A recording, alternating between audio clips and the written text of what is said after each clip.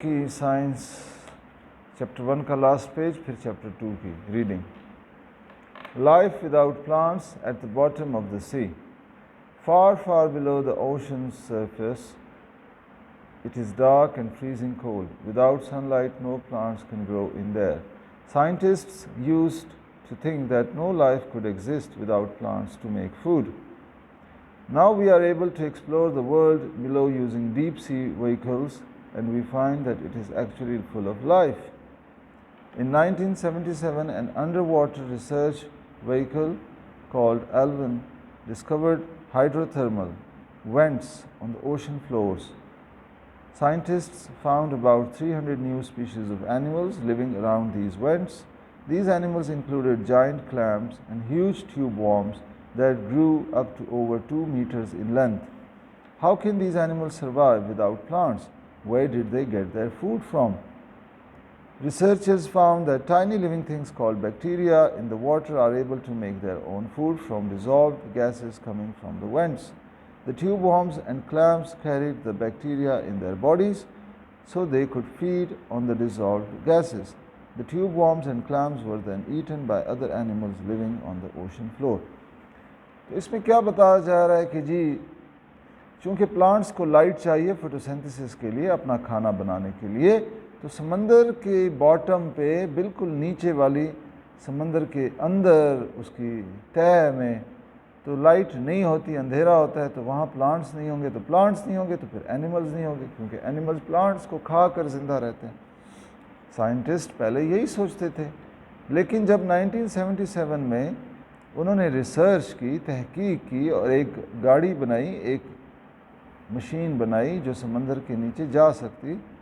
سمندر کے نیچے جانے میں کیا دشواری تھی کہ بہت زیادہ پریشر ہوتا ہے، ٹھیک ہے، اوپر پانی کا، اس لیے ہر چیز نیچے نہیں جا سکتی، بڑی مضبوط گاڑی بنانی پڑتی ہے. دوسرا سانس لینے کا مسئلہ ہے. تو سائنٹسٹ جب گئے نیچے سمندر کے فلور پر، فرش پہ، تہہ پہ نیچے، تو 300 نئی قسم کے جانور انہوں نے وہاں دریافت کیے. وینٹس تھے وہاں پہ. وینٹ کسے کہتے ہیں جناب؟ جہاں سے ہوا نکلتی ہے. تو سمندر کی تہہ پہ نیچے فلور پہ ہوا نکلتی تھی، گرم یا گرم پانی نکلتا تھا، ٹھیک ہے، اور وہاں سے گرم گرم گیسز نکلتے تھے. اور وہاں پہ انہوں نے دیکھی جناب بڑے بڑے کلیمز، ایک اینیمل ہے، اور ٹیوب وارمز دیکھے بڑے بڑے، ٹھیک ہے جی، جن کی 2 میٹر تک لمبائی تھی. یہ جانور اور پلانٹس کہاں سے آئے جی؟ سوری، پلانٹس تو تھے ہی نہیں، یہ جانور کیسے زندہ رہتے تھے؟ فوڈ کہاں سے لیتے تھے؟ مزید ریسرچ کرنے کے بعد پتہ چلا کہ یہاں پہ بیکٹیریا ہیں، اور جو گیسز نکلتے ہیں وینٹ سے، ٹھیک ہے، ان گیسز کو یہ استعمال کر کے خوراک بناتے ہیں. اور ٹیوب وارمز اور کلیم جو ان بیکٹیریا کو اپنی باڈیز میں لے کے پھرتے ہیں، ٹھیک ہے جی، تو وہ بھی ان سے فائدہ اٹھاتے ہیں جو خوراک کی بیکٹیریا بناتے ہیں. اور ٹیوب وارمز اور کلیمز جو ہیں ان کو پھر اور اینیملز کھاتے ہیں جو اوشن فلور پہ رہتے ہیں، ٹھیک ہے جی، تو وہ بھی زندہ رہ پاتے ہیں. تو اصل میں کون خوراک وہاں بنا رہا ہے؟ بیکٹیریا بنا رہی. کس چیز سے بنا رہی ہے؟ جو وینٹس، جو گرم ہوائیں نکل رہی ہیں، گیسز نکل رہی ہیں سمندر کی فلور پہ، ٹھیک ہے جی، اس گیسز سے وہ اپنی خوراک بنا رہی ہے. اس خوراک سے کلیمز اور ٹیوب وارمز فائدہ اٹھا رہے ہیں، اور کلیمز اور ٹیوب وارمز کو پھر اور اینیملز کھاتے ہیں، تو اس طرح سب زندہ رہ پاتے ہیں، ٹھیک ہے جی. آتے ہیں نیکسٹ چیپٹر کی طرف. Sorting living things. سارٹ کا مطلب چھانٹنا، ٹھیک ہے جی. ہم چھانٹتے ہیں نا، یہ گندم ہے، یہ مکئی ہے، یہ ہے، یہ وہ ہے، ہر چیز مکس ہوتا ہے، ہم اس کو علیحدہ علیحدہ کر لیتے ہیں. اسی طرح لیونگ تھنگس کو بھی ہم علیحدہ علیحدہ کر سکتے ہیں، گروپس میں ان کو ڈیوائڈ کر سکتے ہیں. Animal shelter. I don't think we can take care of all the animals together. Grouping them may make things easier. I know. Let's sort the animals into groups based on their features. The children are helping at the animal shelter. Show them how to sort the animals into groups. What features can you use to group the animals? Features کہتے ہیں ان کی خصوصیات، شکل، صورت، بناوٹ، ٹھیک ہے جی. کھانا کیسے کھاتے ہیں، بچے کیسے پیدا کرتے ہیں، یہ سب فیچرز میں آ جاتے ہیں. تو ان فیچرز کو دیکھ کے ہم اینیملز کو گروپ کر سکتے ہیں. جیسے ظاہر فش ہے، یہ پانی میں رہتا ہے، پرندے ہیں یہ اڑتے ہیں، ٹھیک ہے جی، ان کی چونچ ہوتی ہے، اور یہ بلی ہے تو جناب یہ بچے دیتی ہے، یہ انڈے دیتے ہیں، فش بھی کچھ انڈے دیتے ہیں کچھ بچے دیتے ہیں، ٹھیک ہے جی، یہ فراگ ہے یہ پانی میں اور خشکی دونوں پہ رہتا ہے۔ تو ہر جانور کے اپنے فیچرز ہیں۔ یہ انسیکٹ ہے، یہ والا گراس ہوپر ہے، اس کے اپنے فیچرز ہیں، ٹھیک ہے جی۔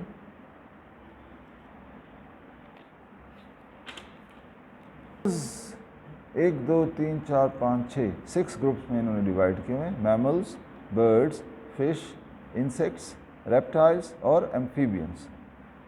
لیونگ تھنگس 4 چیزوں میں ڈیوائڈ کیے، اینیملز، پلانٹس، فنگی اور فنجائی اور بیکٹیریا۔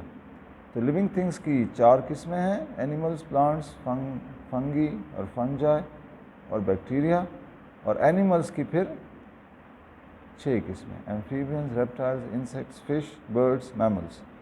پلانٹس کی پھر 2 قسمیں، فلاورنگ اور نان فلاورنگ، ٹھیک ہے جی۔ تو یہ دیکھو جی آلریڈی ہم نے سارٹ کر لیا سارے لیونگ تھنگس کو۔ What will I learn? I will be able to sort living things into groups by using their simple features and describe the rationale for these groupings. Rationale کہتے ہیں reason، دلیل، وجہ، کیوں میں نے ان گروپ میں ڈالا، وجہ کیا تھی۔ Recognize the 4 main groups of living things, namely animals, plants, fungi or fungi and bacteria. Be able to list some common characteristics of different groups of animals. Characteristics بھی features کو کہتے ہیں، خصوصیات۔ Know that some animals have bony skeletons inside their bodies. Know the difference between flowering and non-flowering plants. What is classifying? مختلف classes یا groups میں جانوروں کو یا جاندار چیزوں کو ڈالنا کیا ہے، ٹھیک ہے۔ There is a wide variety of living things around us. To learn about them more easily, we can sort them into different groups. This process is called classifying. When we classify things, we group them according to their similarities or differences. Things are placed in the same group because they have the same features. Classifying allows us to arrange things neatly such that they are easy to understand. تو classification ہم کس لیے کرتے ہیں، ٹھیک ہے جی، چیزوں کو دیکھتے ہیں ان میں کیا چیزیں ایک جیسی ہیں اور کیا ان کے اندر فرق ہے، اس بنیاد پر ہم ان کے مختلف گروپس بناتے ہیں۔ جن میں بہت ساری چیزیں ایک جیسی ہوتی ہیں ان کو ایک گروپ بناتے ہیں، ٹھیک ہے جی، جن کے فیچر سیم ہوں، سملیرٹیز جن میں زیادہ ہوں۔ اور اس سے کیا ہو جاتا ہے جی کہ ہر چیز کا ہمیں پتہ چل جاتا ہے کہ جراف انسیکٹ ہے، میمل ہے، برڈ ہے، فش ہے، سنیک جو ہے وہ ریپٹائل ہے، برڈ ہے، فش ہے، انسیکٹ ہے، کیا چیز ہے، ٹھیک ہے جی۔ مشروم جو ہے وہ کیا ہے، پلانٹ ہے، اینیمل ہے۔ گراس ہوپر کو ہم انسیکٹ کہیں گے، کیا کہیں گے، ٹھیک ہے جی۔ تو ہزاروں انسیکٹس ہیں، ان سب کو ہم نے ایک ہی چیز بنا دیا، انسیکٹ۔ بہت سارے میملز ہیں سینکڑوں، ان سب کو ہم نے ایک گروپ میں ڈال دیا ان کے فیچرز دیکھ کے، میملز۔ اسی طرح بہت ساری چیزیں ہیں جن کو ہم سب کو فش کہہ سکتے ہیں، اور بہت سارے جانور ہیں جن سب کو ہم ریپٹائلز کہہ سکتے ہیں، اور بہت سارے ہیں جن سب کو ہم برڈز کہہ سکتے ہیں۔ تو سب کے نام سیکھنا تو بہت مشکل ہے، ان سب کے لیے ایک نام آ گیا برڈز، سب کے لیے ایک نام آ گیا فش، ریپٹائل، ان کے فیچرز دیکھیں، ٹھیک ہے۔ تو کتنی آسانی ہو گئی، کسی بھی چیز کو اڑتا ہوا دیکھو اور اس کی چونچ ہو اور وہ انڈے دیتی ہو تو آپ کیا کہیں گے، آئی سا اے برڈ۔ اب اس کا ایگزیکٹ نام آپ کو نہ بھی آئے تو کم از کم اتنا تو پتہ چل گیا کہ یہ برڈ ہے، ٹھیک ہے۔ پانی میں کوئی چیز تیر رہی ہے، اس کے فنز ہیں، ٹھیک ہے جی، اور وہ انڈے دیتی ہے تو آپ کہہ سکتے ہو اٹ از اے فش۔ کوئی بھی چھوٹا کیڑا مکوڑا جس کے 3 باڈی پارٹس ہیں، ہیڈ ہے، تھوریکس ہے اور ایبڈومن ہے، اور اس کے 3 پیئر آف لیگز ہیں، ٹھیک ہے جی، اور اس کے فیلرز ہیں، تو آپ کہہ سکتے ہو کہ یہ انسیکٹ ہے، ٹھیک ہے جی۔ تو اس طرح بڑی آسانی ہو جاتی ہے، بہت ساری چیزوں کو آپ ایک نام دے دیتے ہو۔ Classify living things into 4 main groups, یہ تو پہلے ہی آپ کو بتا چکا ہوں، پلانٹس، اینیملس، فنجائی اور بیکٹیریا، 4 بڑے گروپس ہیں living things. You have already learnt about plants and animals in chapter 1. You will learn about fungi and bacteria later in this chapter. The system of classification was worked out by a scientist called Carolus Linnaeus in the 1740s. His groupings are based on similar characteristics shared by living things. This system is still used today. تو یہ scientist تھا کیرلس Linnaeus, اس نے 1740 میں یہ system بنایا تھا کہ کیسے کسی چیز کے فیچرز دے کے ہم اس کو کس گروپ میں ڈال سکتے ہیں. Find out more about how classification was first carried out by doing an internet search. You may use the words classification or Linnaeus to begin your search. How can we classify animals?